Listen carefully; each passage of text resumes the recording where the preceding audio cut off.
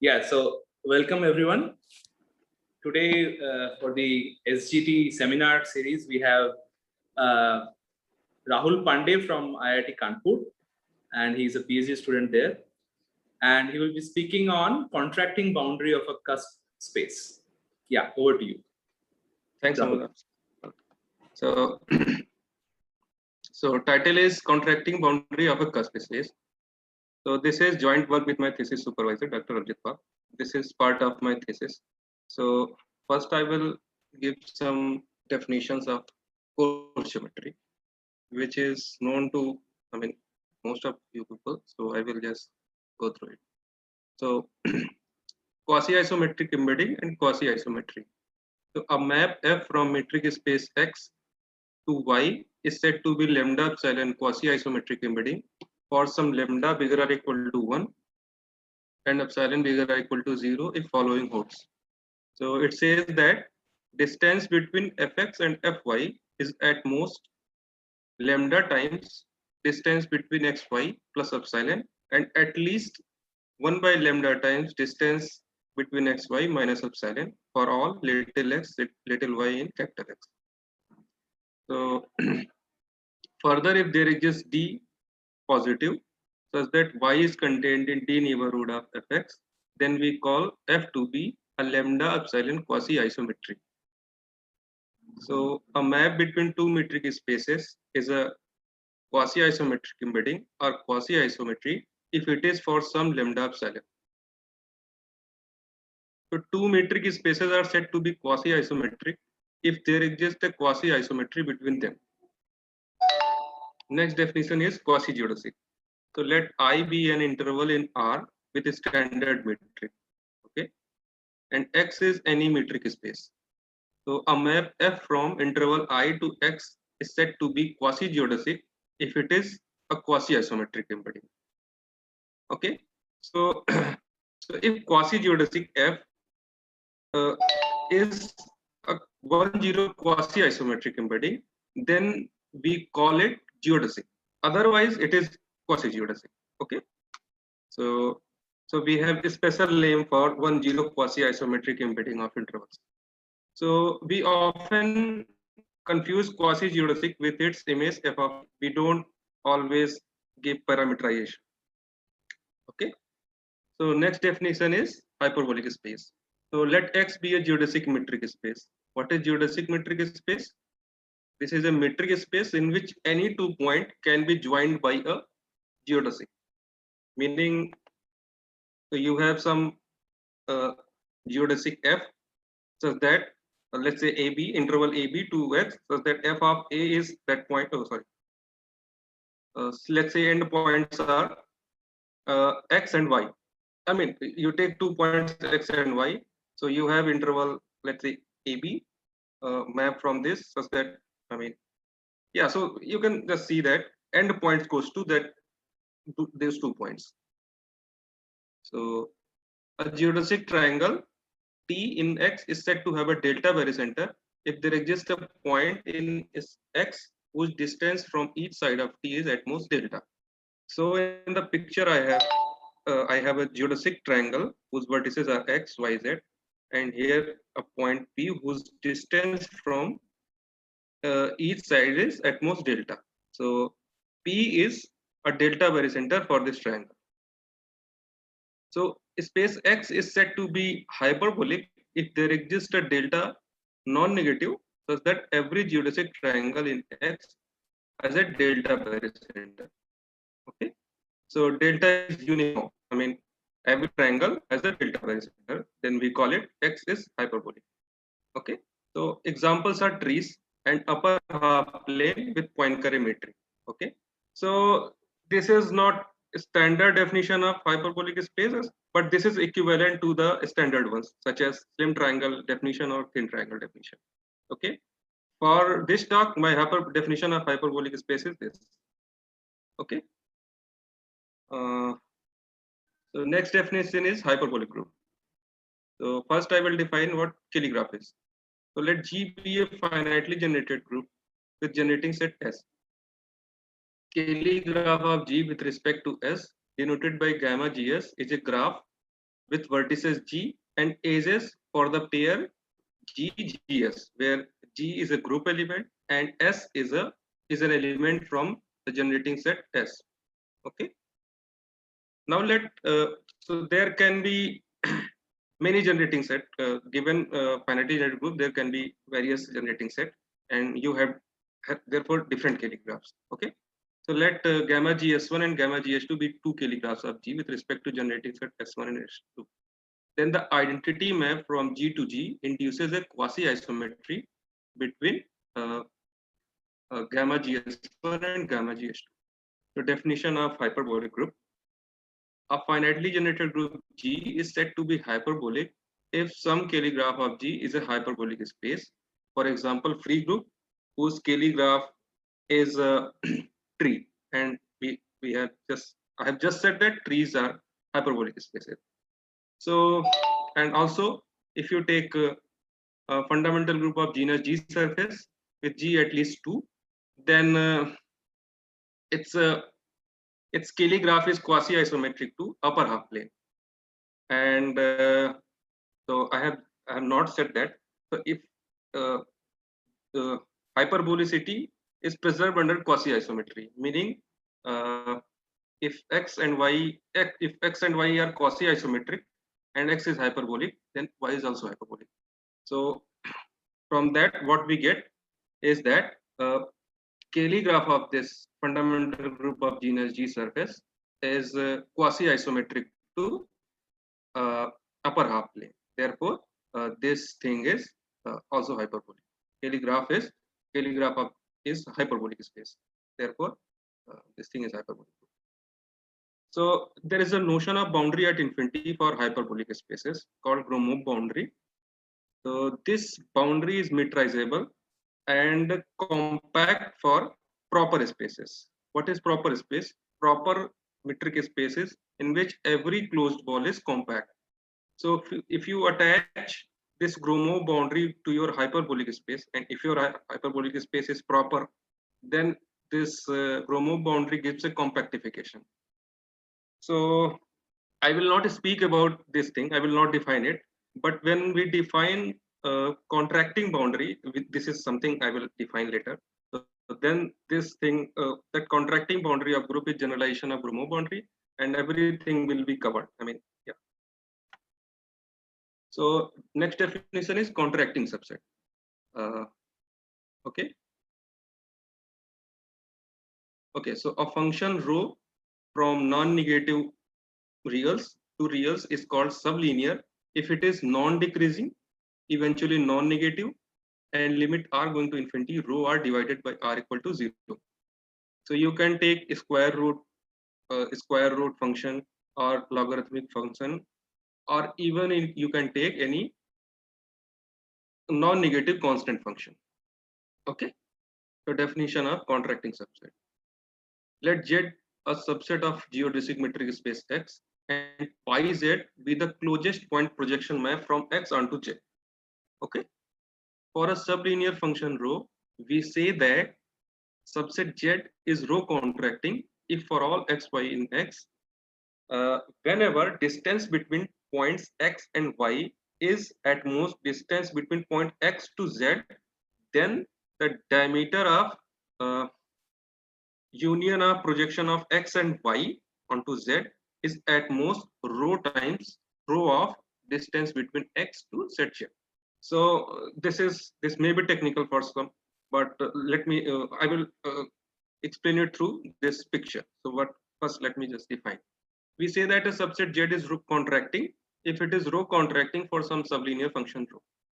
So what this definition says is, so you have subset Z here, and you take a ball of radius r disjoint from Z, okay, which is in blue color, and you take its nearest point projection. You take nearest point projection for each point in the ball, and you take the union, which is in red color. So it says that if you take the diameter of this projection, it should be like a logarithmic kind of thing. Yeah. Okay. So I will give some examples. First example is easy. So you take plane and you take line, you take you take your best data point, let's say C. Now, if you have any ball outside this E and you take its projection, then its projection is this little point C. So diameter is 0. Okay. Okay. Similarly, if you take any ball disjoint to L and you take projection on L, then its projection is C, and this is again diameter is 0. So in this example, both E and L are contracting, and your sublinear associated sublinear function is constant zero function, right? So you can modify this example like this. So instead of this line, you can take a strip and you wedge that strip to E along that width. Let's say width of that interval is C, then you will find that your plane E is rho contracting, where rho is constant function C. So if this is, so if any subset is rho contracting where rho is constant function, then we call it a strongly contracting subset. So what I have explained is they are all strongly contracting subsets. Okay. Now in this example B, I will give you example where you can actually get logarithmic contraction function. Okay. So what is this example? So you take two rays R and R prime. Okay. Now to each integer, positive integer I, you take another ray Ri, R subscript I, which starts from this point. Okay. Now you take a point on Ri, this third ray, whose distance from its initial point is 2 to the power I plus 1. Okay. And now you attach or give an edge EI joining Ri, which is a point on R whose distance from base point is I of length 1. This S is length 1. So now you just take the midpoint of this initial path of R subscript I, whose length is 2 to the power I plus 1. So here is the middle point. Now you take 2 to the power I radius ball around this, which is that will be disjoint from R, and you take its nearest point projection on R, so that will be I. So in this also, okay, so you are doing it for every natural number I. Okay, so then now you can see that my ray R is contracting, and contraction function is logarithmic. Okay, I guess these examples are fairly easy to understand. Okay, so there is an equivalent notion. So I have defined what contracting subset. There is an equivalent notion of that, which is called Morse subset. Okay, so how this definition goes of Morse subset? So a subset Z is said to be Morse subset if there exists a function n from R at least 1 to times R at least 0 to R, such that every lambda epsilon quasi-geodesic in X whose endpoints are on Z. So you have Z, and you take any quasi-geodesic lambda epsilon whose endpoints on this set or Z, then this quasi-geodesic lie in n lambda epsilon neighborhood of Z. Okay. So this is the definition. I will after this I will just read these two things, which is constant, and then I will say what its purpose. So just few seconds, you have to wait few seconds.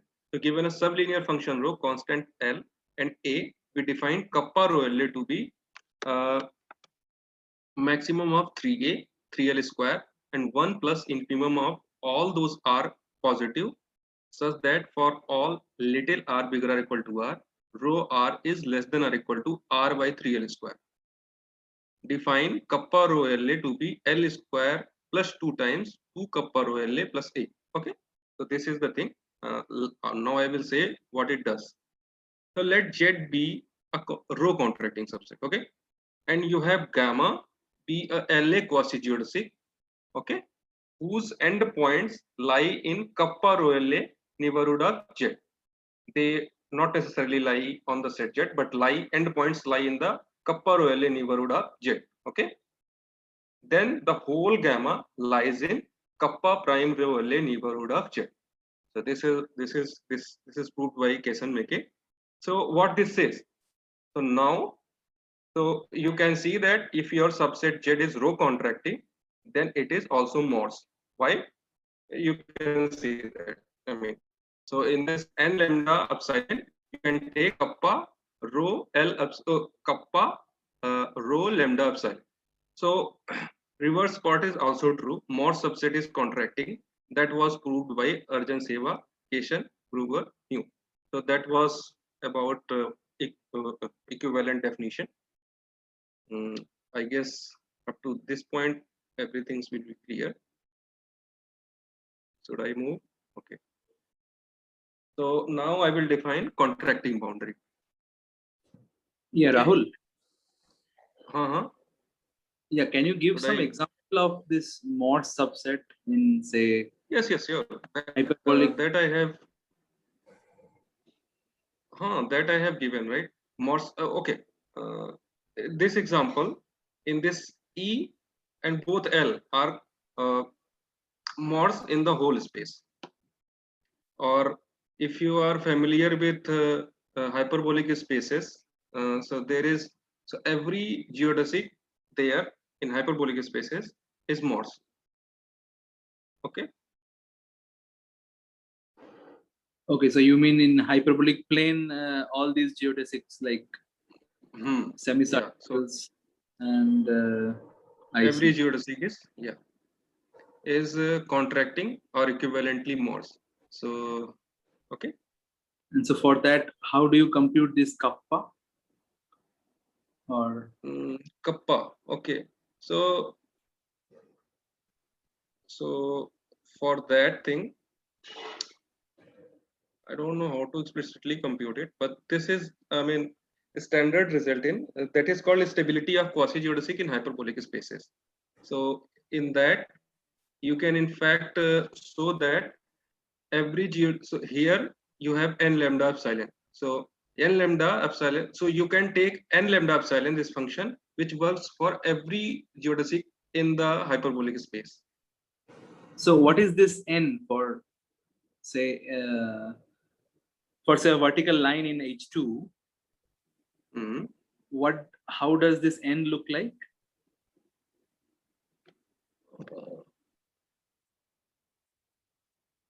How does this n look like? That I'm not to understand, but yeah, let me just okay. Yes. So you want examples I can give you here. So okay, so if you are in plane E, so just concentrate to the first example, which is A, right? Okay, so now you have any quasi-geodesic whose end points in E, right?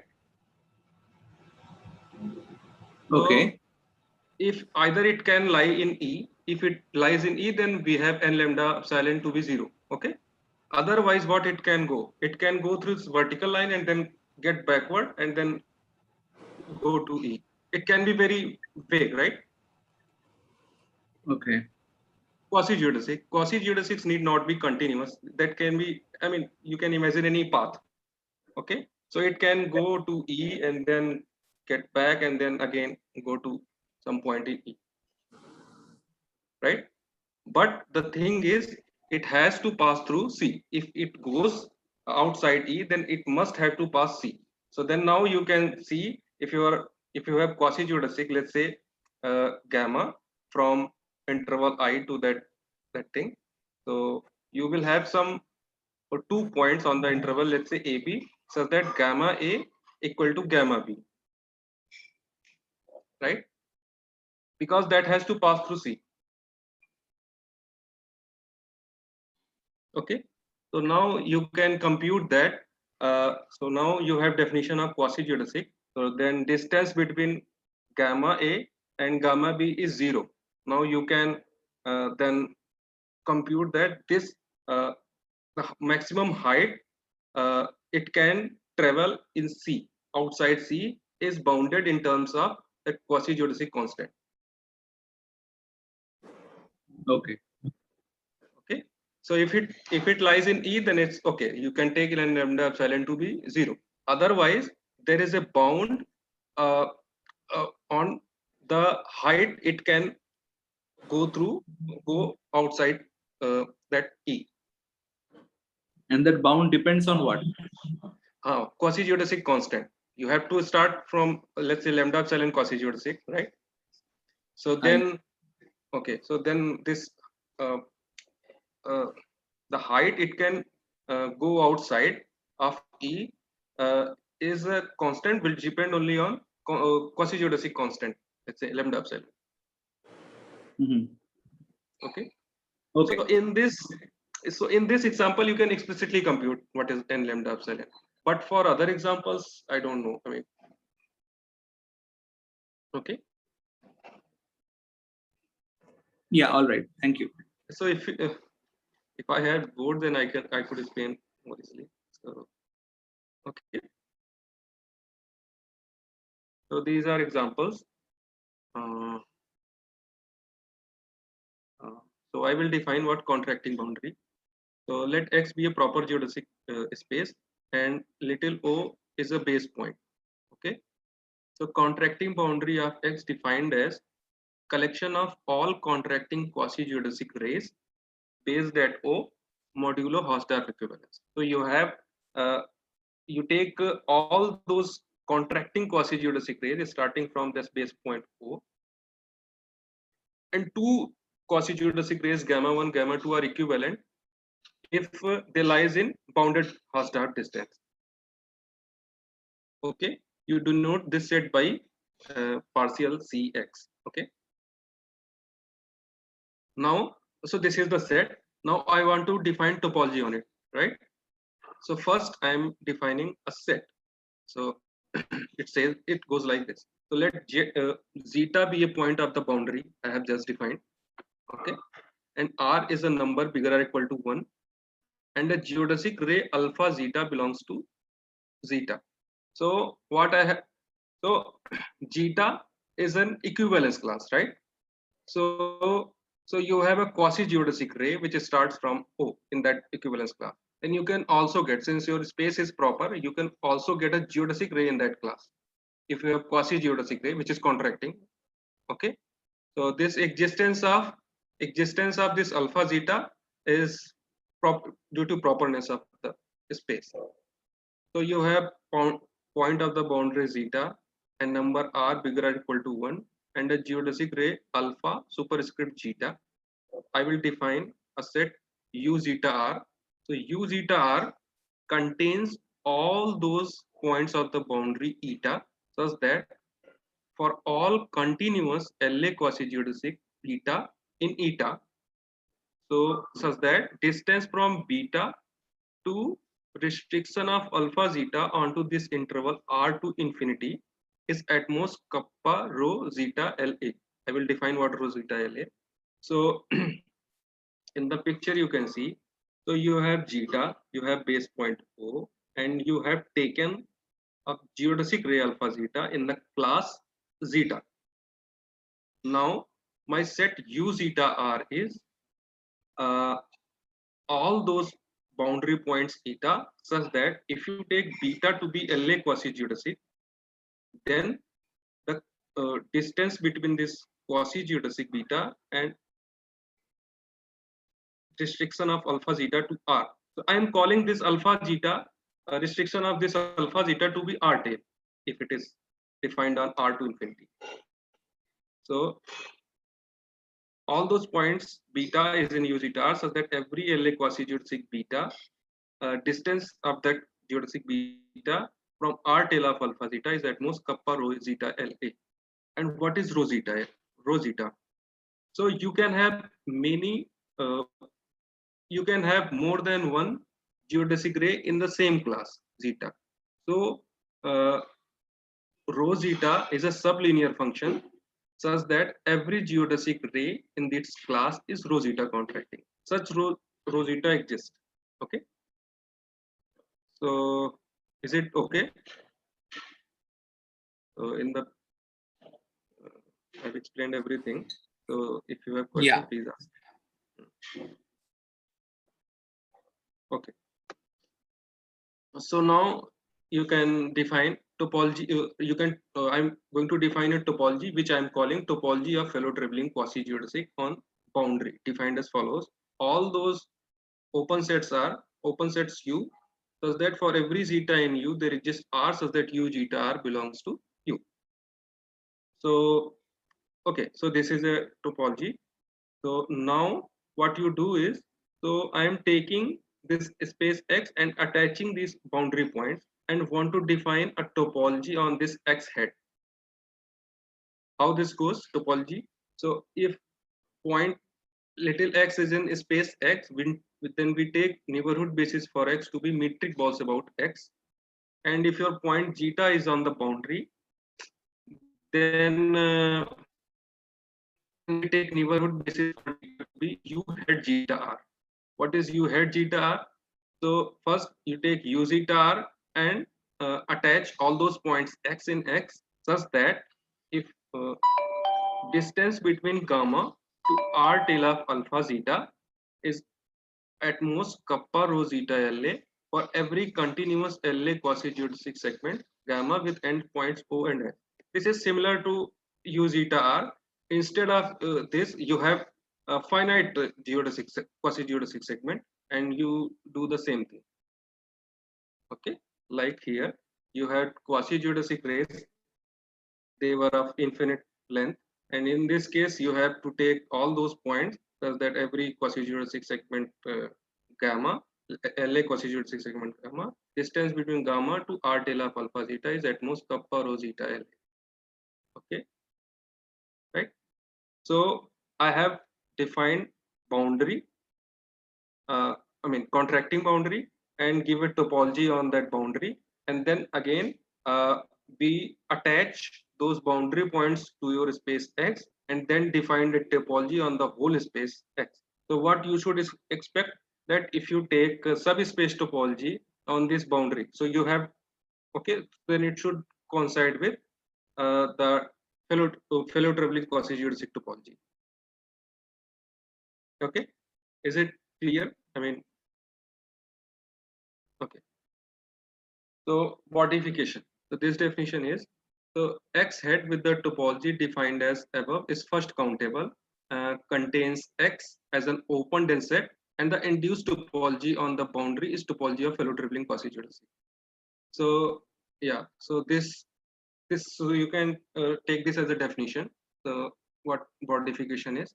So if you have, so yeah, so this is X head modifies the space X. Okay. So yeah. So one note just for the notation. So for the rest of this talk, whenever we mention this partial Cx or X head, it should be understood as topological space we have defined. Okay, not just set. Okay. So I will just give one property of this boundary. So this is called quasi-isometric invariance. This one should expect if you are going to define something in geometric group theory. So a sorry, here is some typo. So quasi-isometry F from X to Y induces homeomorphism and denoting right partial CF from a boundary of X to boundary of Y. This has been proved by Kaysen McKay. So what it has one application. What it says. Uh, so you can define boundary for finitely generated groups. How you going to define? So you define boundary of that group to be boundary of any of its Cayley graph. So then identity map from G to G induces an identity map on the boundary level. Identity map on induces quasi-isometry between two different Cayley graphs. So this thing is well defined because of this property. Group this definition of boundary for group is well defined due to this quasi-isometric invariance property. So I will define limit set on the boundary. So you take y is a subset of x. Okay, we define limit set on the boundary denoted by lambda cy to be, first you take closure of y in your space x head. Okay, and now you take its closure with the boundary. Okay, easy to understand. Okay, so similarly, if your let G be a group, then I have defined this to be boundary of the group. Okay, or now if you have subgroup H of G, then H is contained in its Cayley graph, and we define limit set of H for this inclusion. Okay, so there are some other properties. Quasi-isometric invariant I have just stated. So for hyperbolic spaces, contracting boundary coincide with the Gromov boundary.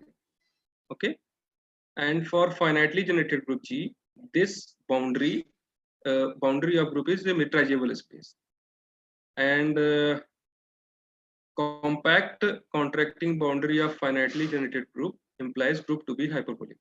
So this is generalization of Gromov boundary from this property too, and this is also very interesting property. So yeah, and the next is last is compact contracting boundary. So if you have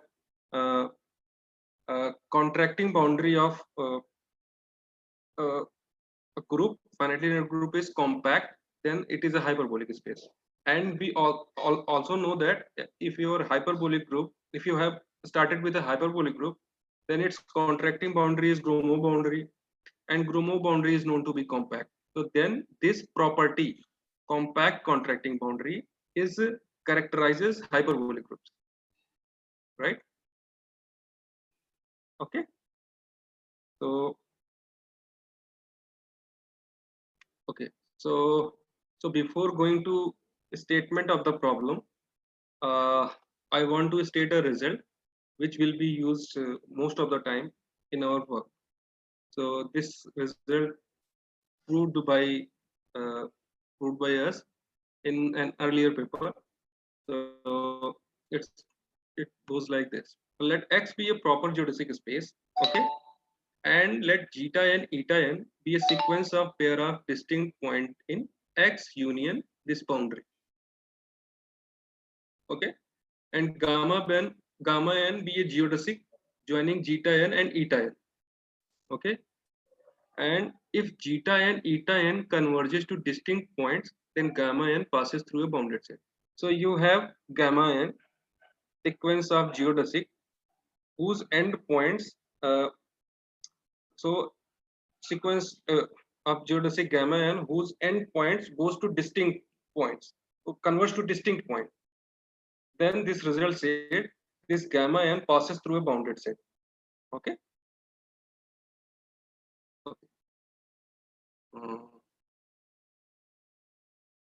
is there any problem with this statement? So I will define what combinatorial horoball. So I am about to define what relatively hyperbolic group is. So first, for that we need this definition. So let gamma be a graph. Okay, a combinatorial horoball, or just horoball for this talk, based on gamma is a graph with vertices. Gamma 0 is denoted by vertices of gamma, and then you have vertices, whole number many copies of this vertices of gamma. So at level 0, at level 1, you have vertices of gamma. So these are all vertices for this horoball. And now we have three type of bases. Okay, so first type of base is says that if you E is an edge in gamma joining V to W, okay, then there is an edge E bar joining V0 to W0. So on the 0th level, if you have in the graph gamma, you have edge between V to W, then you have edge on 0th level also. And if K is positive and distance of V to W in gamma is at most 2 to the power K, then there is a single S connecting Pk to Wk. So here, if you have 2 points whose distance was 2 to the power K, then on kth level you have to join it by an edge. Okay, so then what you are doing? So okay, so let me just give third type of edges. So if k is non-negative and v is a vertex of gamma, then there is an edge connecting vk to vk plus 1. So you have vertical edges, simple like v0 to v1, v to v2, like this. So just focus on 2. So if you have 2 points in gamma whose uh, distance was 2 to the power k, then on kth level you are attaching an s. So now you can first go through this by length k and s and path of length k, and here also. So what you are doing is so you are reducing the distance of gamma by attaching these this horoball. If earlier it was 2 to the power k, then you can see the distance in this new in this new graph is at most 2k plus 1. So earlier it was 2 to the power k, now it is 2 times k plus 1. Okay. So now what relatively hyperbolic to this? Yeah, Let Rahul, G be a is it possible to give an example of this horoball, combinatorial horoball? yes, you can think of example like this. So if you have, let's say, usual R, I mean graph R, you can think Yeah. vertices are z and okay. So now you can see that for every point on integer point you have vertical ray, right? This comes from 3. Okay, because so you have copies of this R, right? On 0th level, on 1 level, 2 level, these are all vertices, and you are Yeah. attaching new edges, right? So if you have interval of 2k length, oh sorry, 2 to the power k length interval, so then what you are doing? You are first you are going through k k distance up and from other end also, and then you are attaching an edge. So what you are doing? If you have 2 to the power k interval, so I mean, so then this distance between end point is 2k plus 1, right? So this picture it goes like this. You are decreasing the distance. Okay. I see. I guess something like this was also there in Schumann's talk, right, Schumann? Yes. Was there. Yeah, Yes. yeah. A So similar construction. similar, same construction is there. So for constructing the augmented space for relatively hyperbolic group, so you have to do this construction. Right. Right. So yeah, this so- has some nice properties. So what I can just say that. So what is it so what exactly is the horoball here? Which object are overall you is calling? yeah, the whole graph. the whole object is. So for example, if you take the H2 upper plane Yeah. and take a horizontal line, okay? Mhm. So Right. not the x-axis, a horizontal line above the x-axis. So do the same thing. So then you can show that the part above that horizontal line is quasi-isometric to this combinatorial horoball. Oh, I see. So that is the reason it is called horoball. Suman, sorry. Yeah. So is it the same to defining? You take any in the upper half space, Hmm. upper half plane. You take a one point on the boundary and define all the circles which are the tangent to that x-axis at that point. Yeah. So what Sumanda has said, you can isometrically send this to what you are saying. Right. So, Right. yeah. Am I clear? In the- Am I audible? In the Poincare disk model, right? Right. So you take any horizontal line, you take the part above it. Exactly. Sorry. Sorry, am I audible? Yeah, yeah. Yes, it is slight Ah. breaking. Yeah. No, sorry. So I was asking if you take any real point on the x-axis, Hmm. which is the boundary of the upper half plane, Right. and take all the circles Hmm. which touch x-axis, which are the tangent to the x-axis at that point. Right. Right. Is that also the horocycle? Is something? Yeah, horoball. That is horoball. If you take the boundary only the circle, then it's called horocircle. If you take the ball, whole thing, then it's a horoball. Yeah, Okay. same thing. So that's if you consider whole the disk, then it's called a horodisk. Hmm. So what you are considering there, that's for the infinite point infinity. Exactly. Exactly. Hmm. So the Okay. yeah. So there you can also get the so if you have any combinatorial horoball, then it's a hyperbolic space, and you can actually and the and so it's a Gromov boundary has single point. So for that single point, you can think of the whole thing is horodisk. Right. Right. Right.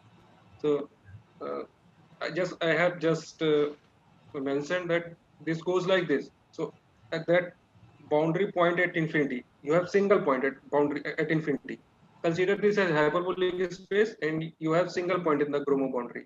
So for that point, the like you were in points on the real axis, here you have one point, and you can consider this as a horodisk corresponding to that point. Okay. Okay. Thanks. Okay, so this is the horoball. Now, yeah, so let G be a finitely generated group, and script H be a finite collection of finitely generated subgroups. Okay, so now you can take a generating set S of G such that for every H, S prime, which is S intersection H, is a generating set of H. So that means S contains generating set of all the subgroups. Okay, right? So now for each subgroup and every left coset to it, we attach combinatorial horoball with word metric coming from S prime.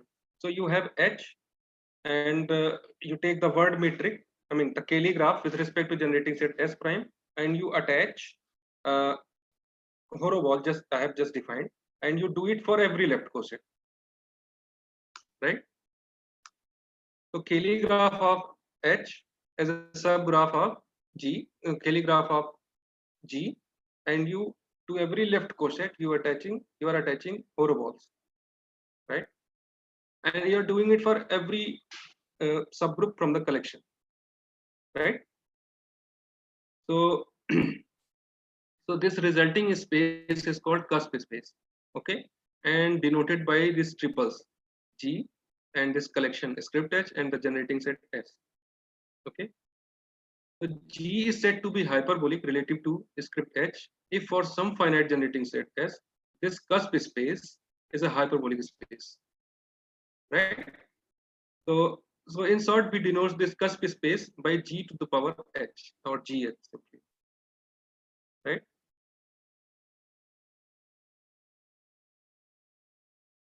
Hmm.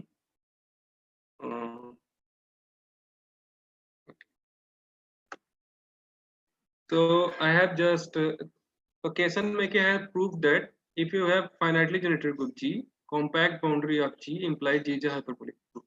That I have already spoken. So it is natural to ask whether previous result holds for cusp spaces or not, right?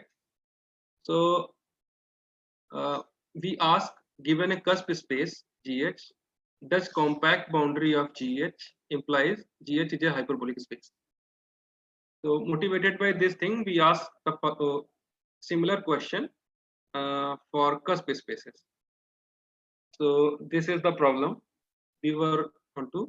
So first thing is we don't know answer to this problem, but we found an extra condition that ensures hyperbolicity of the cusp space.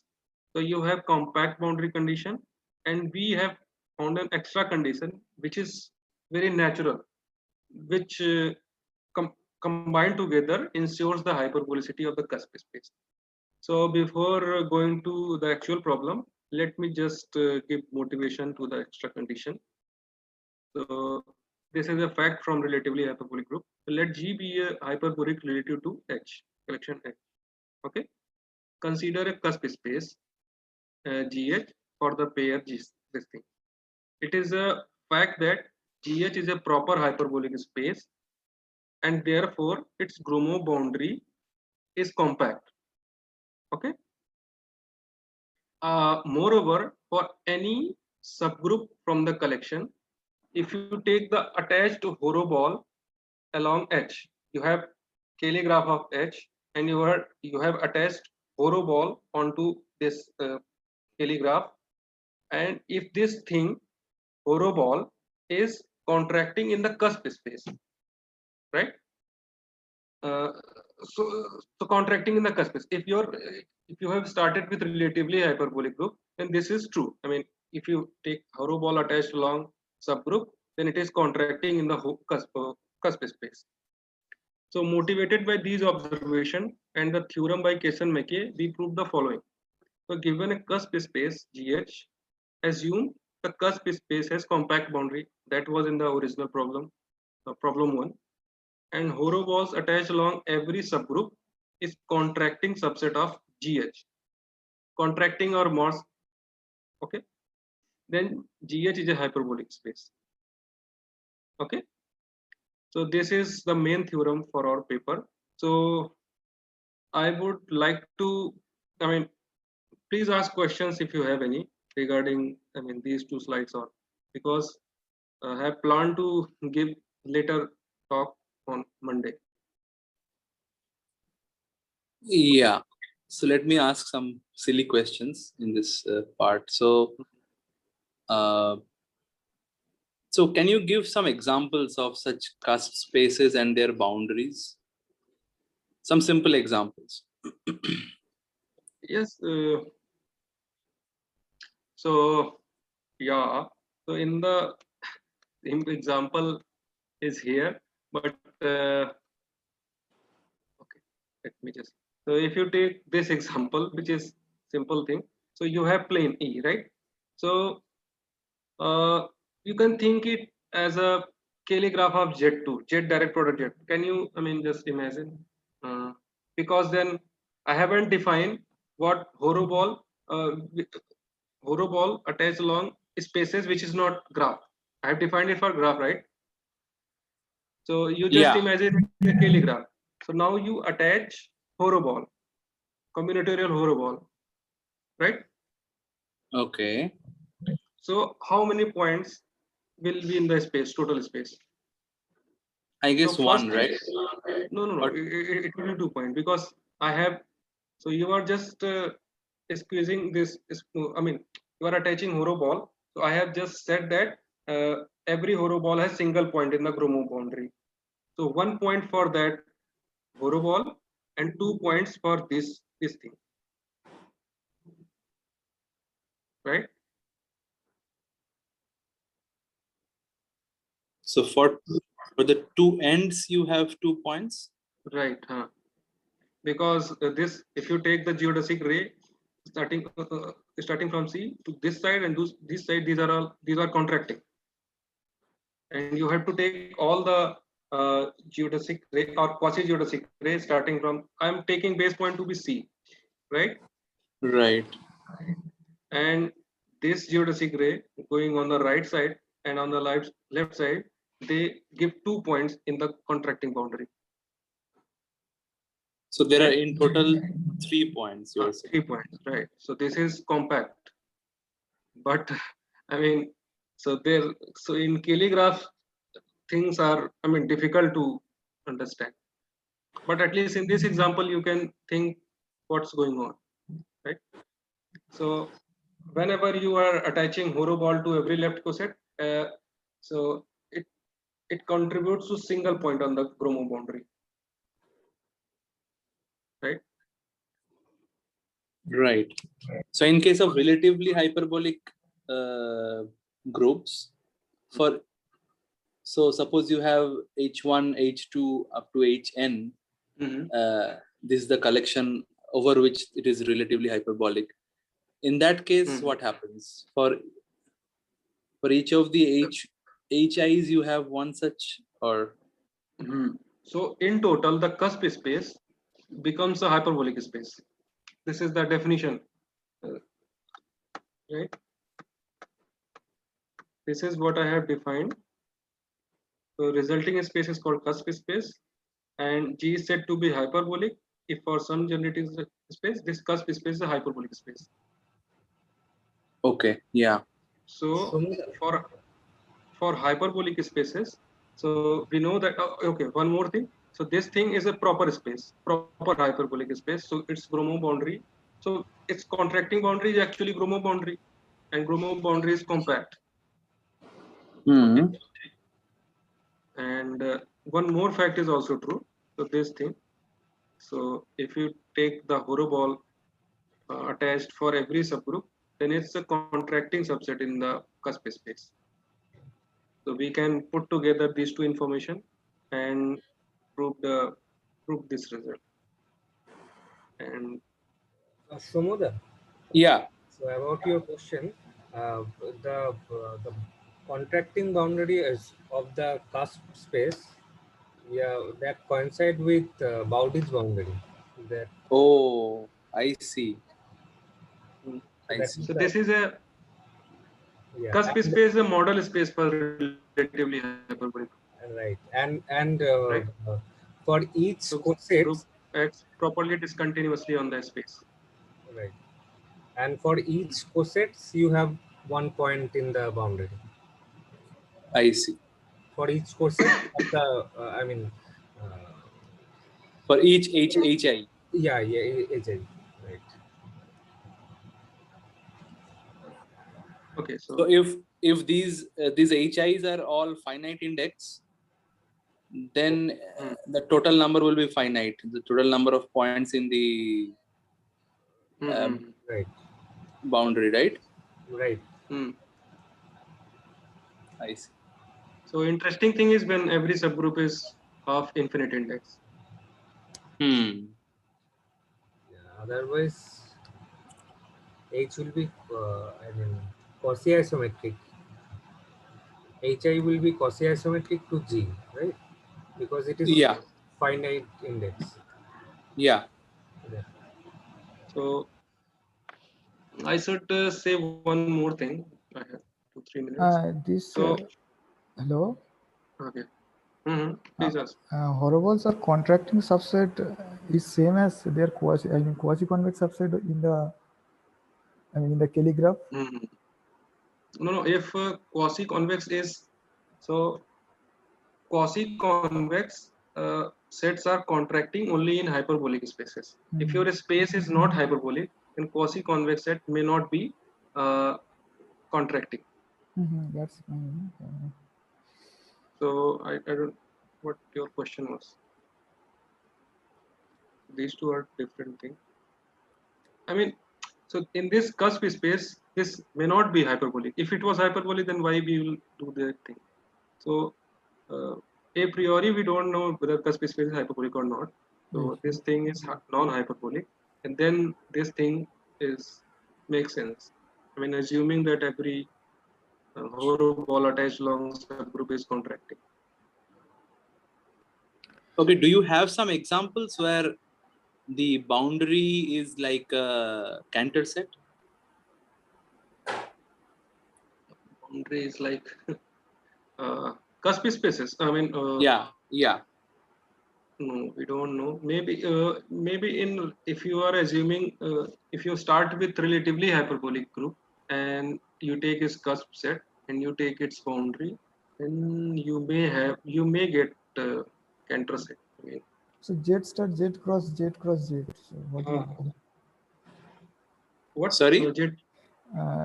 Z star Z cross Z cross Z. He is right. So you take Jet, right? You take free product with Jet direct product Jet. You take this group, right? And so you have a abelian group jet direct product jet, and in the collection you take subgroup H to be this group, subgroup Z direct product J. Oh, in Can this you space. take Okay. maybe Yeah, then interesting. the cusp space will be quasi-isometric to a tree, and Yeah. Okay. that's why, Mhm. yeah, and boundary Exactly. of the tree is Cantor set always. Sure. Yeah, but in this case, this was hyperbolic and all those things. But I mean, um, if you have started with a non-relatively hyperbolic group and you take its cusp space, then I don't know some interesting examples of boundaries. So hyperbolicity will imply these age eyes are all quasi-convex, right? I mean, in this Hmm. assumption, Hmm.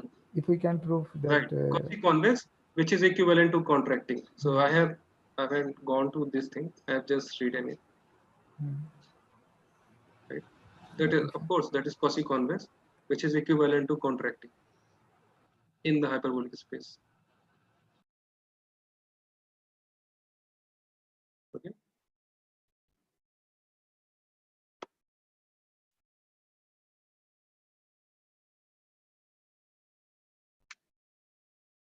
So yeah, I wanted to talk about the steps of the proof, but okay, I will talk on Monday. Yeah. Maybe you can talk about that in the next talk, or Hmm.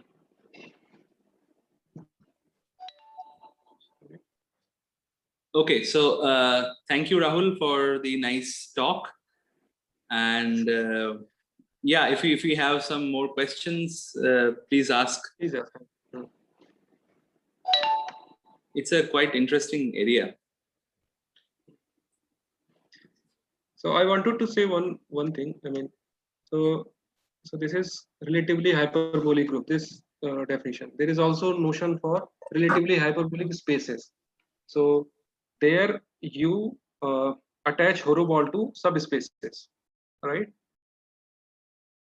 So so if you take this theorem, I mean this theorem doesn't hold for that relatively hyperbolic spaces. So that can be seen even for this simple example. Yeah. So now what you do? So you have one plane E. Now you take another plane. So just you take another plane and you attach horoball to only one plane, right? Sorry. And How are you taking these two planes? Like the like I mean west at point west with L at some different point. That's it. okay. No point in common other than that west point, and that west point is different from C. Okay. Okay. So now what you do is you attach horoball to only one plane and keep the other plane as it is, I see. right? So then the whole space has compact boundary. Why? Because I have just, if you uh, forget the second plane, then it has 3 points, right? I have just told you. Now you think so a plane doesn't contribute on the boundary. So if you have Euclidean plane, its boundary is empty, right? So what you have? You have actually 3 points in the boundary, which is that means boundary is compact. But you can easily see that the whole space is not hyperbolic because you have plane, right? Right. So this thing, so proof theory plays an important role in the proof. That's the point I want to make. That will I will explain later Monday. But that is that is not hyperbolic with respect to some collection, but that is hyperbolic with respect to some other collection, right? I mean, you are taking two plane and you are attaching horoball to one plane, so that is not hyperbolic, fine. But That's my point. But its contracting boundary is compact. I mean, oh, 3 points. So I think okay, you then get I understood. confused. Yeah, fine.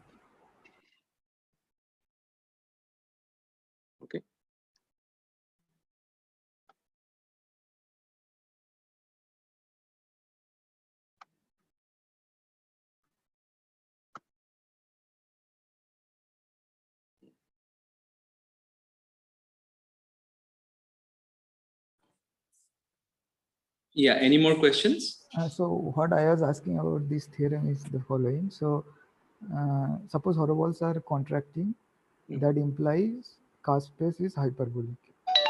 And now can we prove that cast space is hyperbolic imply with the compact boundary condition that all horoballs are quasi-convex inside the cast Yes, space?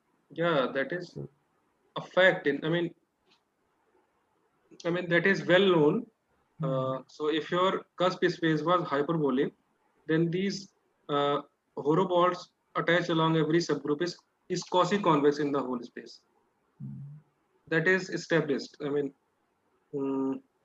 I can give you the reference for that thing, and there are many reference. I can give you the one which I have learned. So, so that thing is quasi-convex in the whole space, and in quasi-convexity in hyperbolic spaces is equivalent to contracting property. I mean, every quasi-convex set in hyperbolic space is contracting.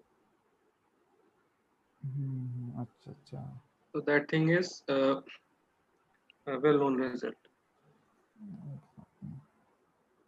So that's why these two conditions are natural, because it is there in the relatively hyperbolic space, and and you can also see that this thing, this property also characterizes relatively hyperbolic too. So compact boundary plus horoballs attached along every subgroup is contracting in the cusp space. This property characterizes relatively hyperbolic too.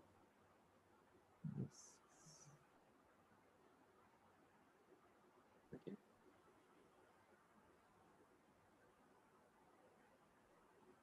So okay, so okay, let's say one more thing. So while proving our result, we have also found an alternate proof of this result due to Kaysen-Mickey, and our proof is, I mean, relatively simple. I mean, quite elementary to understand. So they have uh, used a technical lemma, which is, I mean, not easy to understand, but our proof is quite easy to understand. Basic things are there. Like if you have to prove hyperbolic spaces, then you show that every triangle is linear. That's it. And they have some technical thing, and they applied.